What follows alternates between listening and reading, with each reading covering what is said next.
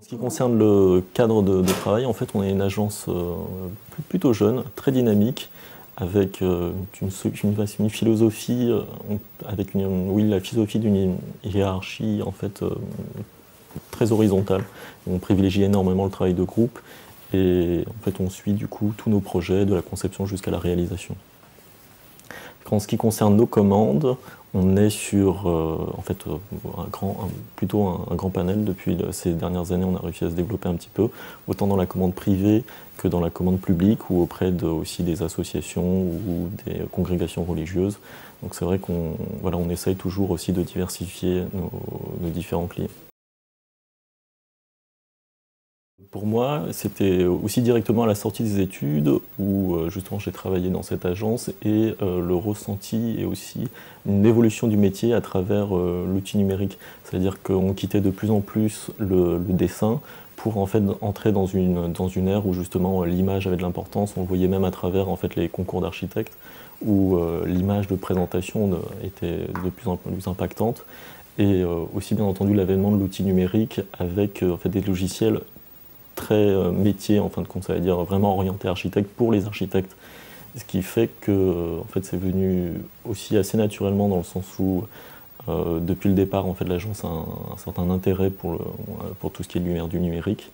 Donc on a directement travaillé dedans et intégré en fait toutes les évolutions qu'il y a pu avoir entre justement le travail en 3D directement ou le travail collaboratif. Ce qui est aussi un vrai enjeu en fait en termes de délai lorsque nous créons et on conçoit les bâtiments, c'est-à-dire de pouvoir justement échanger facilement, travailler en même temps avec nos autres collaborateurs, parce que c'est un métier où on a beaucoup d'échanges, autant avec les bureaux d'études que d'autres corps de métier qui peuvent être les paysagistes, les scénographes, ou même directement les entreprises.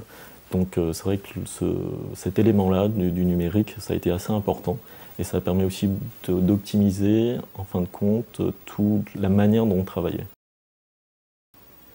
Que j'aime dans le métier, c'est qu'en fait c'est un métier très ouvert. On a justement beaucoup de contacts entre les clients, les entreprises.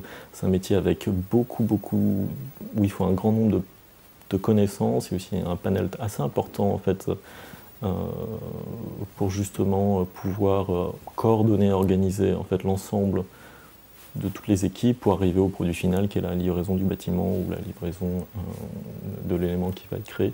Et ce qui, moi, je crois, me plaît le plus, c'est que, bien entendu, c'est un métier où il y a de la création. Donc, en fait, on intègre, on conçoit quelque chose, soi-même ou en équipe, jusqu'à pour pouvoir le créer, le réaliser.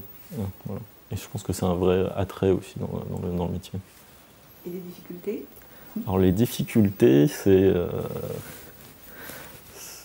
un ensemble justement, puisque c'est un métier qui demande, comme je le disais tout à l'heure, beaucoup de compétences, donc autant au niveau technique qu'au niveau relationnel humain en fait, puisqu'on va être confronté autant aux clients que bien entendu aux entreprises, et que ça peut amener à des frictions.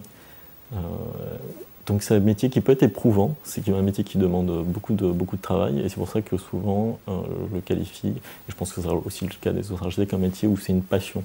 On est là et on fait ce métier parce que c'est quelque chose qu'on aime, on crée quelque chose qui a une valeur esthétique et quelque chose aussi d'assez personnel en fin de compte. J'ai pas de conseils particuliers à donner aux gens, si ce n'est que par exemple dans mon cas, j'étais pas dans un univers en fait lié à l'architecture, au niveau du milieu familial ou autre, et j'ai fait des études d'art et aussi scientifiques, et pour moi ça semblait être un bon compromis entre les deux, et je me suis dit donc pourquoi pas, que ça avait le coup d'essayer. J'avais une amie dont le père était architecte, donc de manière assez lointaine, je connaissais le métier, et j'ai donc simplement intégré l'école d'architecture pour une première année. Et j'ai été immédiatement en fait séduit par quelque chose qui était tout autre de l'ordre de la simple, enfin pas de la simple, pardon, de l'univers scolaire. En fait, on quitte l'univers scolaire traditionnel pour intégrer une école où on va vous demander immédiatement n'être plus réellement dans une restitution de données, mais de créer un projet dont vous intégrez vous-même vos idées et vos valeurs.